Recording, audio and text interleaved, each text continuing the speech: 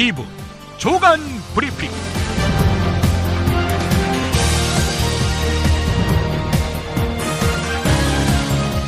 2016년 5월 3일 화요일입니다. 오늘은 중앙일보 권석천 논설위원의 칼럼 국회 선진화법은 죄가 없다 일부를 소개하면서 시작하겠습니다. 4년이 지난 지금 국회 선진화법은 국회 식물화법, 국정마비법이라는 비난을 받고 있다. 과연 그 책임이 법에 있는 것인가? 대화와 타협 노력을 다하지 않은 여야 지도부에 있는 것 아닌가?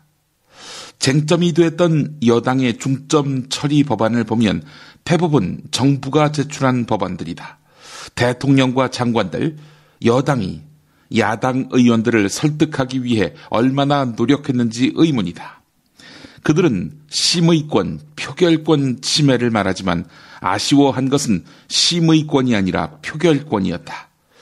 현실과 동떨어진 법이 잘못된 것 아니냐고? 그러면 대화와 타협을 포기하면 되는 것인가? 4.13 총선은 박근혜 대통령의 일방적인 국정 운영에 대한 심판이었다. 51% 득표로 당선된 대통령은 취임 후 49%의 목소리를 외면해왔다. 이상한 건 선진화법 개정을 총선 공약으로 내세운 새누리당이 참패했는데도 선거가 끝나자 다들 개정 쪽으로 몰려가고 있다는 사실이다. 그만큼 한국 사회는 힘의 논리, 수의 논리에 길들여져 있다. 다수 계열은 필요하지만 대화 노력, 설득 노력을 다한 다음에 나와야 한다.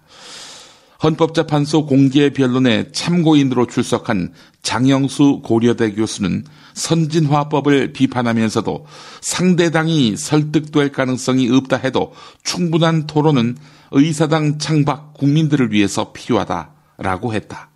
차라리 선진화법이 필요 없는 국회를 만들라. 이것이 총선에 나타난 시민들의 요구다. 이런 내용이었습니다. 광고 듣고 오겠습니다. 중고차 거래하면 일이 술술 잘 풀리는 조광래 중고차 1800-9538 고맙습니다. 건강식품의 지존 전복을 택한다면 100% 완도에서 잡은 와우 전복. 네이버에서 와우 전복을 찾으세요. 010-2443-0818. 정말 맛있다. 이 말 한마디면 모든 게 설명됩니다. 30년 전통 자연의 이로움을 담은 김치 이담채 김치. 1544-4586 1544-4586. 술자리 많은 요즘 3차까지 달린 당신을 위한 필수품 전창걸의 새싹 땅콩차. 이제 속쓰림은 잊으세요. 070-8635-1288 070-8635-1288. 노력한 만큼 내어주는 자연, 그 자연의 마음을 알기에 정성농장 홍삼. 검색창에서 정성농장 홍삼을 검색해주세요. 010-9754-6972. 더불어민주당 홍보위원장인 손예원 당선자가 김종인 비상대책위원회 대표를 겨냥해서 종편만 보는 것 같다라면서 원색적으로 비난했습니다. JTBC와의 인터뷰에서 밝힌 말인데요. 선거 막바지에 홍대 앞 유세에서 김종인 대표와 문재인 전 대표가 손을 잡고 만세 부르는 장면을 만들려고 했는데 문재인 전 대표는 오기로 했지만 김종인 대표는 오지 않았다 라면서 다른 사람을 통해서 중앙위원회에서 친노들이 나에게 한 행동은 아직도 용서할 수 없다라고 하더라. 이렇게 전했습니다. 손예원 당선자는 또 그동안 김종인 대표가 너무 심하게 이야기를 많이 했다. 문재인 전 대표나 소위 친노들이라는 사람들한테 정말 아주 인격적으로 말살시키는 일을 했다면서 이렇게 악순환이 계속되는 상황에서 김종인 대표가 당대표 경선에 나온다면 될 수 있겠는가? 이렇게 말했습니다.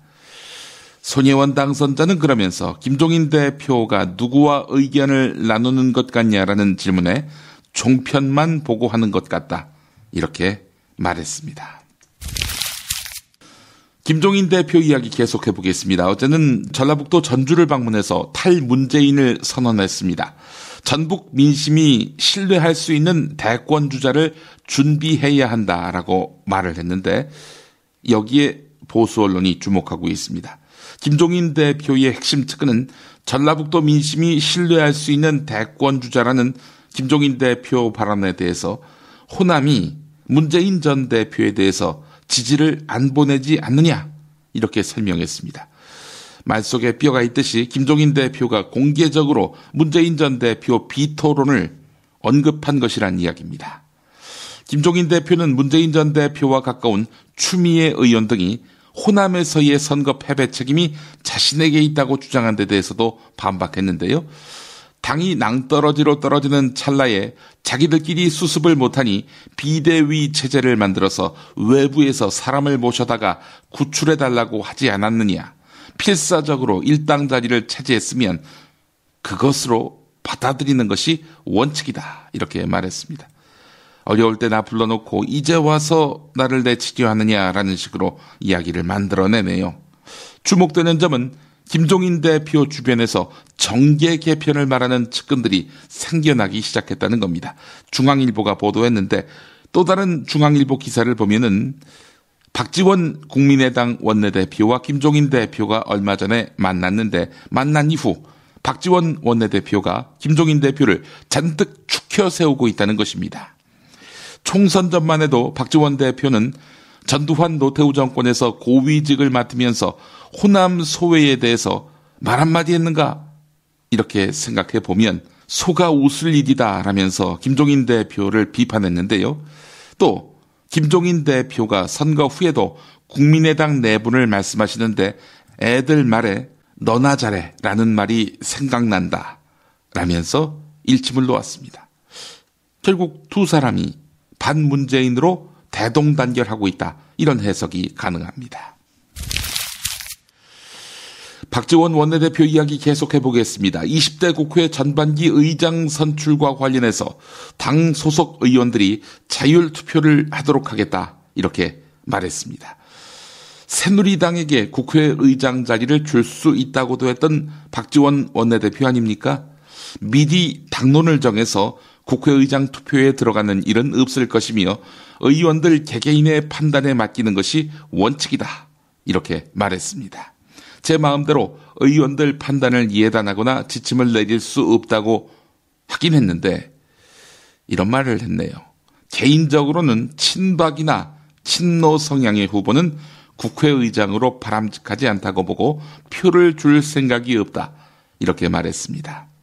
괜히 그 친박을 끌어들입니다. 친노에게 줄 수 없다. 이런 얘기를 하고 싶으면서 조선일보가 보도했습니다. 국민의당이 너무 나가고 있는 것 같습니다. 국민의당 경제제도약 추진위원장을 맡고 있는 유성엽 의원, 사고를 쳤네요. 내년 대선에서 국민의당 고정표는 600만에서 750만 표, 더불어민주당의 고정표는 450만에서 600만 표다라고 말하면서 국민의당 단독 집권 가능한가 이런 제목의 토론회를 열기로 한 것입니다. 그러자 당내에서는 격론이 오갔습니다. 이러다가는 당이 오만해 보이는 것 아니냐. 당 공식기구 명의로 토론회를 열면서 어떻게 당대표에게 보고조차 하지 않느냐. 이런 비판이 쏟아졌습니다. 새누리당과도 합칠 수 있다. 이런 말이 서슴없이 나오는 국민의당. 다음 선거에서 호남의 지지를 받을 수 있을까요? 그리고 어째서 600만에서 750만 표가 자기들의 고정표라고 말할 수 있습니까? 아니 그러면은 자기들이 일당을 해야지. 세계일보 보도 내용이었습니다. 그래서 국민의당이 새누리당과의 연합정부론에 선을 긋고 나섰습니다. 안팎에서 정체성 논란을 부를 수 있다. 이런 우려 때문입니다. 뉴스 매거진에서 들으신 대로 국민의당 차기 원내대표인 박지원 의원이 부인했고 조배숙 당선자도 연정은 국민의 뜻이 아니다. 이렇게 말했습니다. 대신 국민의당은 야당 정체성 강화에 힘을 쏟고 있습니다. 천정배 공동대표는 테러방지법 개정을 촉구하는 시민단체 관계자들을 만나서 야당이 공조해서 테러방지법의 문제점을 보완해야 한다 이렇게 말했습니다.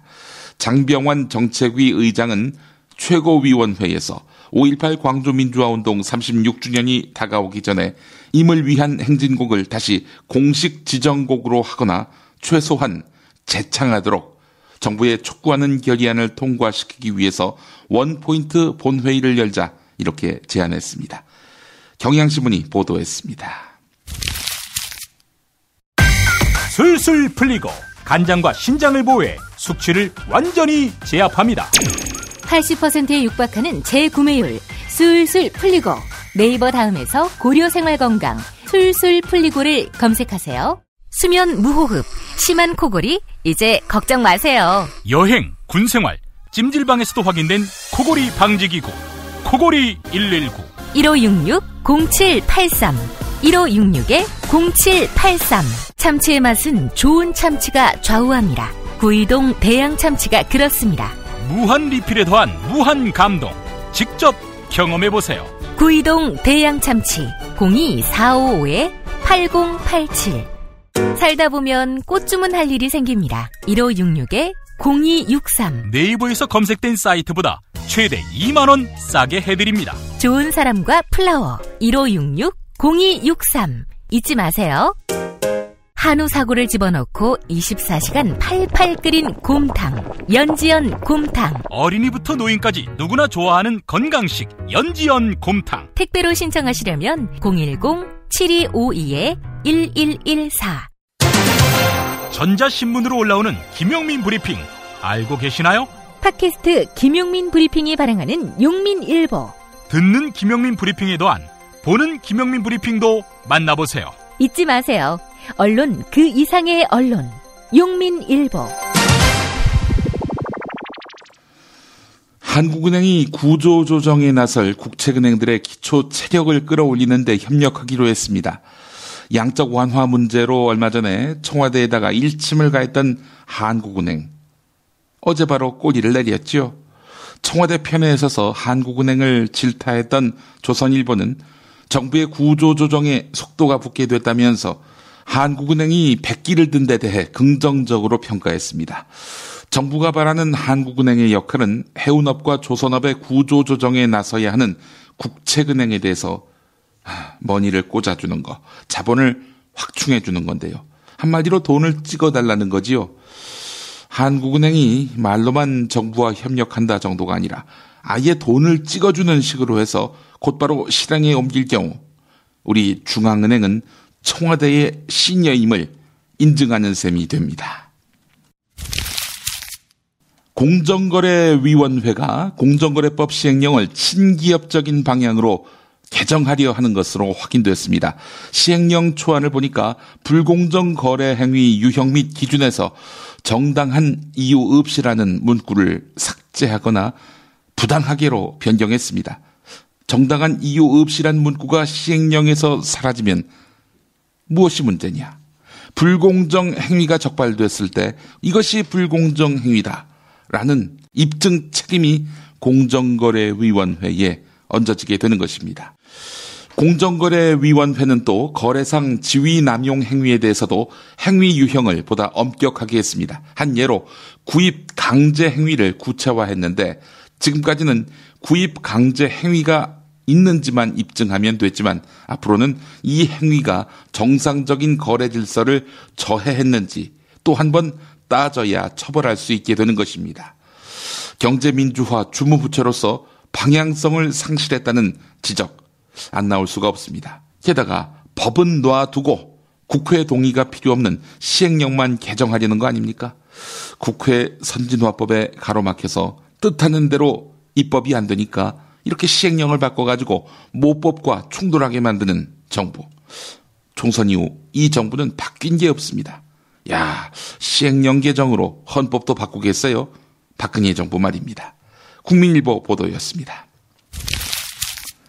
얼마 전에 열린 규제개혁위원회 회의록을 국민일보가 입수를 했는데요. 흡연 경고 그림에 담뱃값 부착, 이것이 문제가 됐습니다. 민간위원 A씨, 술도 해악이 큰데 왜 담배만 규제하느냐, 이런 말을 했습니다.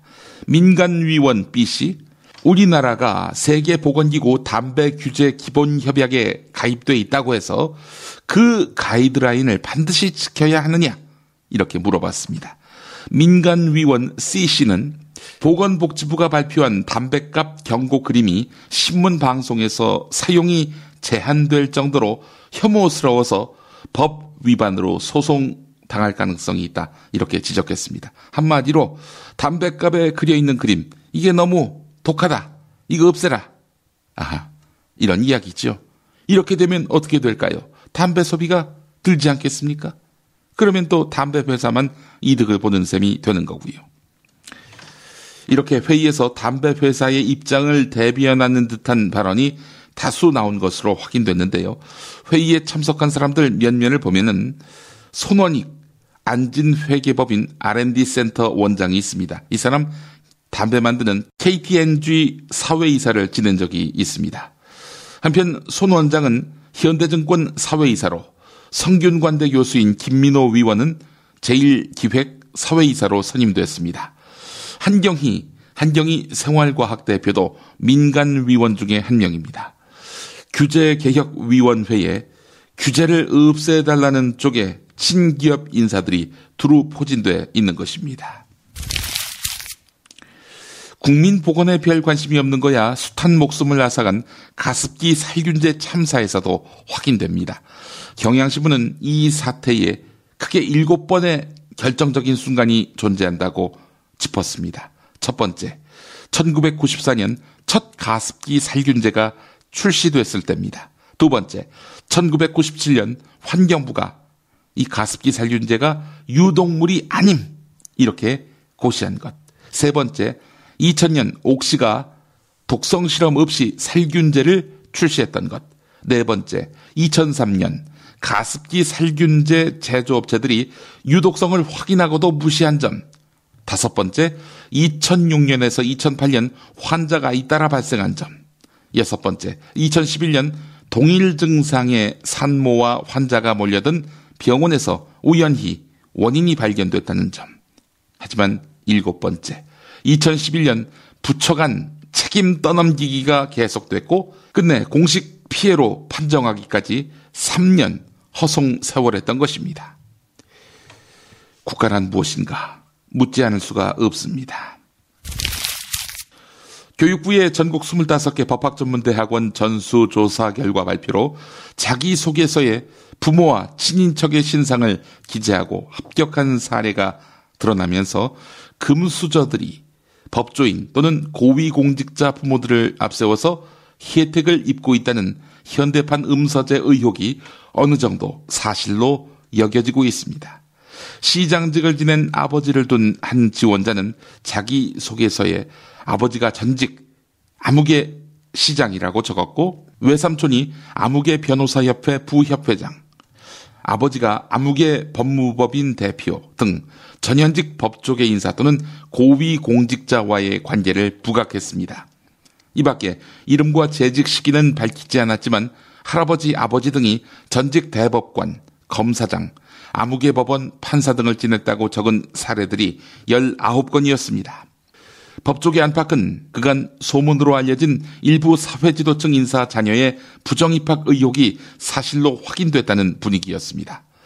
교육부의 적발 사례에도 포함된 것으로 알려진 경북대는 현재 입시 부정과 관련해서 경찰 수사를 받고 있는데요. 교육부의 조사 결과가 빙산의 일각이라는 지적도 제기되고 있습니다. 교육부가 최근 3년 이내에 입학자만을 대상으로 조사를 벌이면서 로스쿨 출범 초기에 불거진 부정입학 의혹은 전혀 드러나지 않았기 때문입니다. 그때 더 많았겠습니까? 아니면 지금 더 많겠습니까? 한국일보 보도였습니다. 자, 그렇다면 자소서에 적힌 전직 대법관은 누구일까? 교육부는 밝히지 않고 있습니다. 이러다 보니까 구체적인 결과를 공개하지 않아서 논란을 키우는 모양새가 됐는데요. 교육부는 부모나 친인척 신상을 적은 24건의 자기소개서에는 전직 대법관 자녀 사례도 포함되어 있다라면서 부모의 이름이나 재직 시기를 직접 특정하지 않고 대법관 등을 지냈다라고 기재해서 누군지 추정할 수 없었다라고 밝혔는데요. 서울지방변호사회는 교육부의 태도는 문제를 해결하려는 자세가 아니라 문제를 덮어버리기에 급급한 자세다라면서 로스쿨 전수조사 결과를 가감없이 투명하게 공개하는 것이 로스쿨 입시제도 공정화의 첫걸음이다, 이렇게 지적했습니다. 한겨레가 보도했습니다. 요즘 뉴스에서 사라진 김무성 새누리당 전 대표와 유관한 기사입니다. 동아일보 보도인데요. 코카인 등 5종류의 마약을 15차례나 투약하고도 집행유예 판결을 받아서 봐주기 논란이 일었던 김무성 전 새누리당 대표의 사위 이모 씨가 서울 강남의 유명 나이트클럽 지분을 6년 동안 보유했던 사실이 법원 판결로 드러났습니다. 이 나이트클럽은 이모 씨가 마약을 투약한 장소 중 한 곳과 지근거리에 있습니다. 이에 따라서 검찰이 마약 거래의 온상으로 지목되고 있는 나이트클럽의 2대 소유주인 이모 씨를 마약 단순 매매 사범으로 기소한 경위가 수상합니다. 이모 씨가 나이트클럽 지분을 확대할 때 투자했던 25억 원의 출처도 석연치 않습니다. 해외 유학을 마치고 별다른 직업이 없던 30세 청년이 1년도 안 돼서 강남의 유명 나이트클럽에 30억여 원을 투자했지만 검찰은 이 씨에 대한 2011년 탈세 수사, 2014년 마약 수사 때 자금 출처에 대해서는 큰 관심을 기울이지 않았습니다. 이제 한번 털어보셔도 될 때 아닌가요? 드러난 현상만이 아니라 뉴스의 흐름, 의도까지 짚어드리겠습니다. 매일 종합일간지 주요 기사와 칼럼을 전해드리는 시간. 김용민의 주간 브리핑. 월요일부터 토요일까지 여러분의 뉴스 보좌관 김용민이 함께합니다.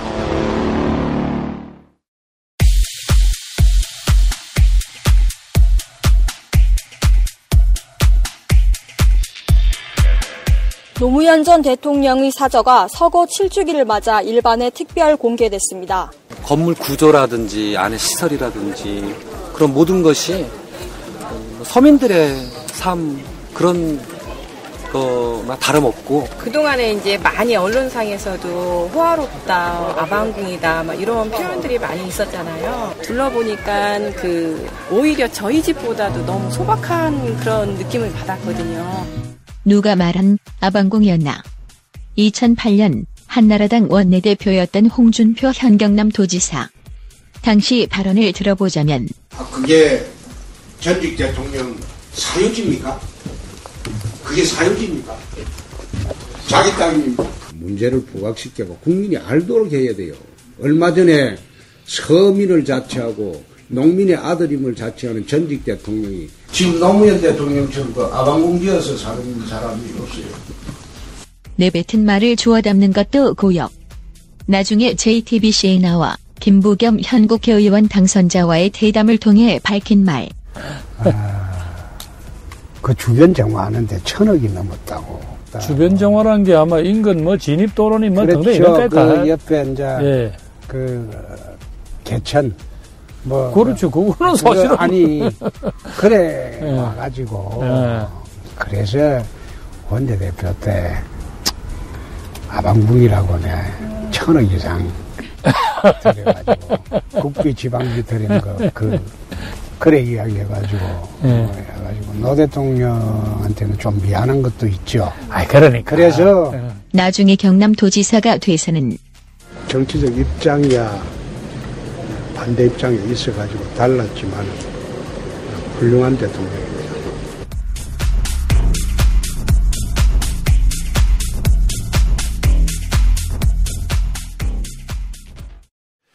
경향신문의 박스코너 여적. 네, 오늘은 박 대통령의 히잡이란 제목의 글이 실렸네요. 이 내용 소개하면서 마무리하려고 합니다. 중동은 외국의 여성 지도자에게 불편한 지역이다. 히잡같이 몸의 일부 또는 거의 전체를 가려야 하는 이슬람 여성에 대한 인권 침해의 상징인 복장 때문이다. 지난해 사우디아라비아 방문 때 히잡을 쓰지 않은 미국 퍼스트레이디 미셸 오바마가 대표적이다. 앙겔라 메르켈 독일 총리와 힐러리 클린턴 전 미국 국무장관도 사우디 방문 기간 내내 전통 복장 지침을 거부했다. 콘돌리자 라이스 전 미국 국무장관은 사우디 왕자로부터 아바야를 선물 받고도 쓰지 않았다. 그리고 콘돌리자 라이스는 후에 아바야를 억압의 상징으로 표현했다. 이란을 방문하고 있는 박근혜 대통령이 히잡의 일종인 루사리를 쓴 것을 두고 논란이 일고 있다. 히잡은 대표적인 여성 억압의 상징, 남녀 불평등 조장이라는 비판과 외교의 일종이다. 그 나라의 전통이고 문화라는 옹호론이 부딪힌다. 박근혜 대통령의 히잡 착용은 자원 부국에 대한 경제 외교 전략으로 보면 충분할 것이다. 그렇다고 비판 여론의 본질을 놓쳐서는 안 된다. 외국의 문화를 존중하는 것처럼 소중한 국민의 마음을 잘 헤아리지 못한다는 지적이 그것이다. 네. 오늘자 조간신문들 50조 외교 성과 어쩌고 하는 박근혜 대통령 관련 보도를 냈습니다. 저는 전혀 소개하지 않았습니다. 언론인들이 열심히 쓴 기사였지만 인용하지 않았습니다. 왜냐고요? 그 이유는 그 기사를 열심히 썼던 언론인들이 스스로 너무나 잘 알 것이기 때문입니다. 조간 브리핑 마치겠습니다.